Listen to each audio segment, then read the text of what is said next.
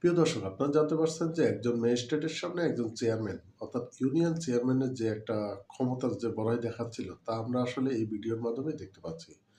এখানে আসলে কি চেয়ারম্যান ভুল করছেন নাকি না ম্যাজিস্ট্রেট ভুল করছেন, আপনারা যাচাই করতে পারবেন। যেহেতু দেখতেছেন যে আসলে চেয়ারম্যান যেভাবে কথা বলতেছে একজন ম্যাজিস্ট্রেটের সামনে, ম্যাজিস্ট্রেট আসলে তার নিয়ম কানুন আইনের গতি নিয়ে চলছেন এবং চেয়ারম্যান তিনি তার ওই যে জনগণের জনপ্রতিনিধির মাধ্যমে যে ভোটের একটা যে পাওয়ার, সেই পাওয়ারের আলোকে তিনি কথা বলতেছেন। আসলে এখানে সত্যিকারে যেটা আমাদের যে আইন আছে, আসলে আইনের প্রয়োগের ক্ষেত্রে তিনি কি আসলে ম্যাজিস্ট্রেটের কাজে বাধা দিতে পারেন?